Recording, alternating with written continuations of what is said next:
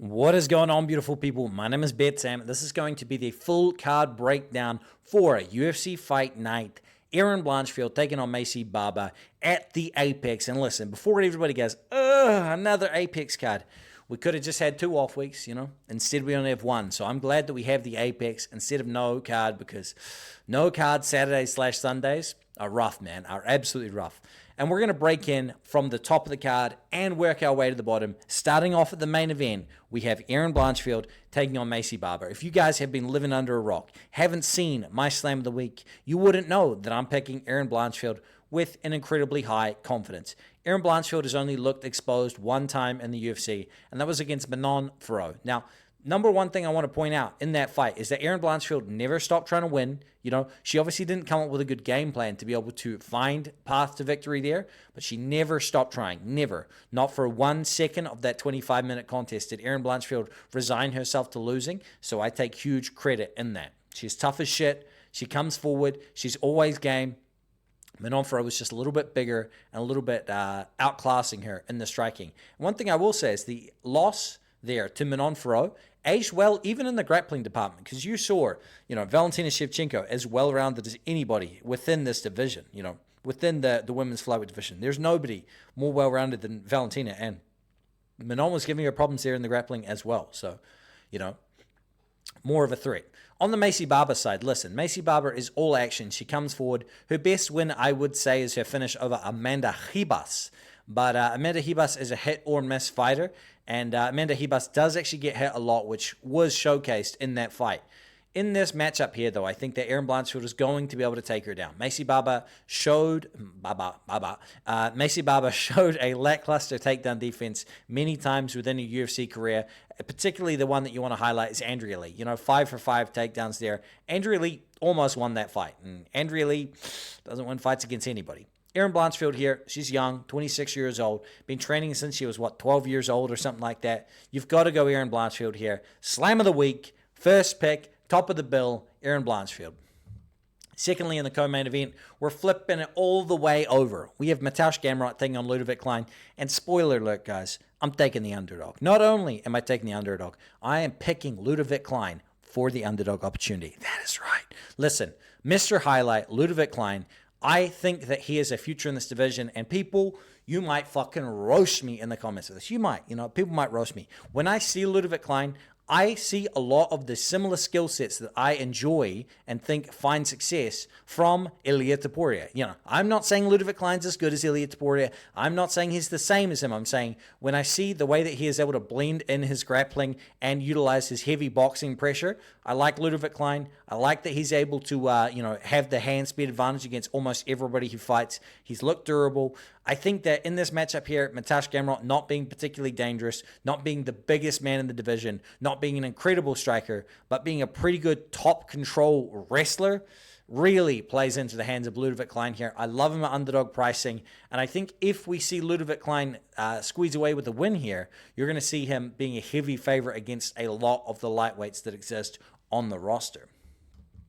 Then we have Dustin Jacobe taking on Bruno Lopez. And guys, I might be incredibly off the mark this week. I might be on the ball. But the reality is I'm picking a lot of dogs. There's a lot of dogs barking as far as I'm concerned. And Bruno Lopez just might goddamn be one of them.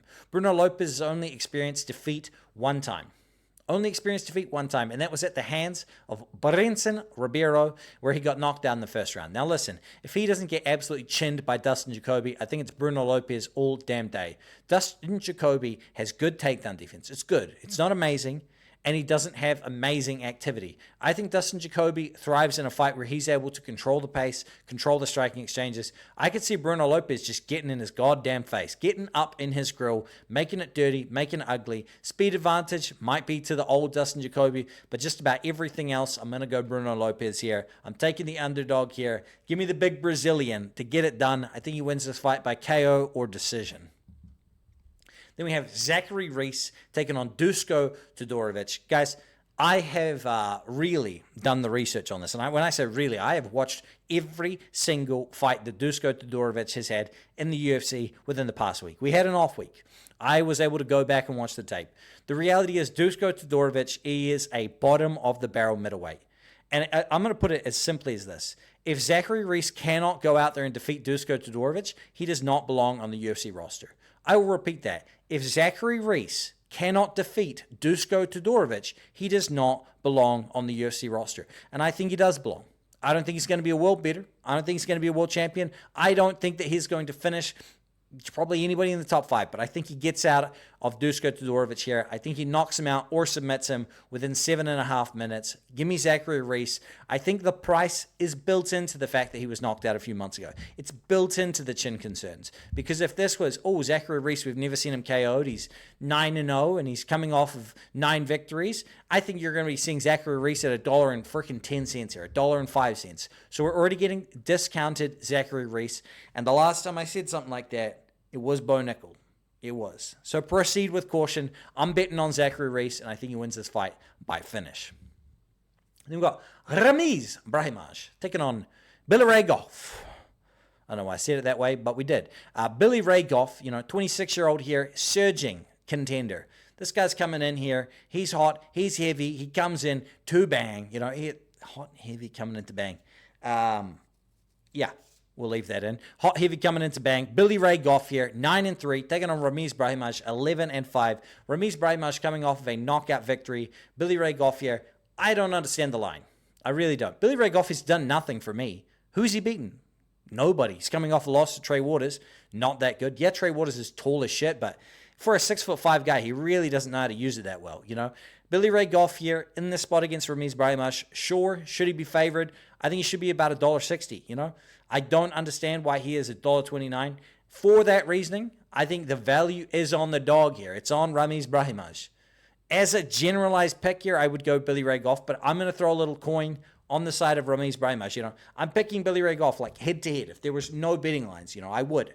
But because of the fact that Ramse Brahim's line is so wide here, I'm going to be throwing a little coin his way. Maybe it's a quarter of a unit, maybe less. But sign up to We Want Picks Premium using the link in the description of this video, and you will find out. But the reality is that Ramse Brahim has a bazillion rear naked chokes. And if Billy Ray Gooff makes a grappling error, which we haven't seen him do, but again, we've seen him fight absolute fucking nobody, then if he makes a grappling error, Ramse Brahim just might choke this man unconscious. It is his specialty. He is a bit of a jiu-jitsu nerd. He does also have some knockout power. He's pretty bricked up in those arms here, so whether he's swinging with some torque. I'm going to go Ramse Brahim to win by finish as an underdog pick again. Then we got Jaffar Filio, and this is where the dogs stop barking, in my opinion, because Nassimento is fucking enormous, and he is scrappy as shit, and Jaffar Filio has a long-ass neck. Just look at that giraffe neck. Look at it. Just take a second. I didn't exaggerate that picture. I know I have no neck, so don't look at mine by comparison, but look at Jaffar Filio. That is a long, long neck to fight a jiu-jitsu practitioner of the likes of Nassimento. And Jaffar Filio has been submitted in 2 out of 3 of his defeats. So give me Nassimento to win this fight by submission. If you see apples to apples, it's going to equal oranges. Let's move on. Then we've got Caitlyn Vera taking on Macy Chiasson. Macy Chiasson coming out fresh out of the barbershop. Caitlyn Vera coming out fresh from the hairdressers. It's man versus woman up in here. I'm going with the lady because she is large as shit and is not afraid to put on a boring performance. I'm taking Caitlyn Vera. I really hate this matchup. I don't think it's going to be exciting. I genuinely think Caitlyn Vera is going to win a 29-28 decision, and you're going to wish that you refilled your snacks during this. We're not wasting time on it. We've got Trevan Giles taking on Andreas Gustafson. This is where I'm going to change the tone because this is a fight worth talking about. Trevan Giles versus Andreas Gustafson. If you have been living under a bridge here, you've been homeless, you haven't had access to the internet, you would not have heard me glazing Andreas Gustafson here. This guy is tough as fuck. He's must-see TV, and he is honestly one of the more exciting UFC debuts of 2025. This guy comes out here, an absolute fucking marauder. He is a psychopath. The guy absolutely does not have a care for his own safety. He comes out with the game plan to hurt you, and when he has a success, it looks fucking amazing. He goes out there and puts a beating on people. If you go watch his fight against Tony Lampinen, absolute warfare. Now, if Trevan Giles gets in his face here, gets the jab going, slides in, a nice little 1-2, pops off to the side, keeps the space, keeps the little pop, pop, pop, keeps touching him up, he could win this fight. I don't think that shit's going to happen. Not for a fucking minute. Give me Andreas Gustafson to go out there, press him up the cage, brutalize Trevan Giles, and beat him the fuck up. It is catch weight at 180 pounds. I don't care. I think Andreas Gustafson will fight anybody. Give me Andreas Gustafson to make good on his debut and brutalize Trevan Giles. Win by knockout. Then we have Kurt Holloway taking on Jordan, no longer twerking Levit. Jordan Levit is a father now. Jordan Levit is looking to rebrand his image. He said, we're putting that in the rearview mirror. No more twerking. No more of those dancing antics. You're going to see a man now. Jordan Levit's putting out an image of a gentleman who respects himself and wants to command respect. And I like that. I really like that. 29 years old, only just younger than myself here. He's looking to really establish himself in this division. He's taking on Kurt Holloway, and I'll tell you right now, Kurt Holloway damn well almost won his last fight. And I honestly, at the time, I was I think he beat him. I rewatched it. I don't think he beat him. It was close. There's an argument to be made, but I don't think he beat him. I don't think it should have been a unanimous decision, but I think it was the right decision. Listen, Jordan Levit here. Jordan Levit should be able to take Kurt Holloway down because Alexander Hernandez isn't exactly a Division I wrestler, and he was out there taking Kurt Holloway down any time that he lifted his feet off the ground. Jordan Levit is a very, very, very established grappler. Despite seeing some submission losses on his resume, this dude is fucking good down on the mat. I think that he can defeat Kurt Holloway in a multitude of ways, and I don't even think that the striking is that heavily in favor of Kurt Holloway other than the pure boxing. So I'm going to go Jordan Levit here. Pretty high confidence, honestly, and you might even see a bet on him later on this week. Then we have Markel Maderos sitting at plus 145, $2.45. He is 5'10" with a reach of 69 inches. Now that reach is deceptive because he's pretty good at utilizing his movement, so it looks accentuated. He is 28 years old. He's coming off of a victory. Only one defeat is in his entire career. However, he has had some pretty soft matchmaking so far in the UFC. Balaji Oki on the other side here, coming off of a defeat to Chris Duncan, where he went out there and was clipping him up early, but ultimately succumbed to that guillotine. Now, that guillotine loss has aged well. And what I mean by that is we saw, Jordan Vucinic, a highly touted prospect, come into the UFC and get submitted by Chris Duncan's guillotine. So if somebody like a Jordan Vucinic is getting submitted, I do give a little grace towards Balaji Oki, because one thing I do like is that he didn't tap. That it wasn't like Balaji Oki was like, this is just too tight, I'm going to tap. This motherfucker went to sleep. He went to sleep. And so Balaji Oki here against Markel Maderos. I don't think he's getting guillotined back-to-back. I like his athleticism here. If you look at this dude, he is absolutely a muscle-bound creature that has big momentum. Markel Maderos, he might be able to kite around the outside and tag him up, but I don't think that's what's going to happen. I think Balaji Oki is going to land the more impactful shots. I think he's going to clip Markel Maderos when Maderos is being a little bit lazy on his exits there and not really putting enough out there to discourage somebody like Balaji Oki, and I expect him to win by KO or decision. Then we have Rayon dos Santos taking on Ellis Adeline. This fight is buns, like straight buns, and talking about that, Ellis Adeline is famous because she is caked up to the nines, so that's why she's here in the UFC, not her fighting skills. Rayon dos Santos has a loss there to Pooja Tamar. Don't bet on this fight. Don't pick either of those women, and don't forget to subscribe to We Want Picks.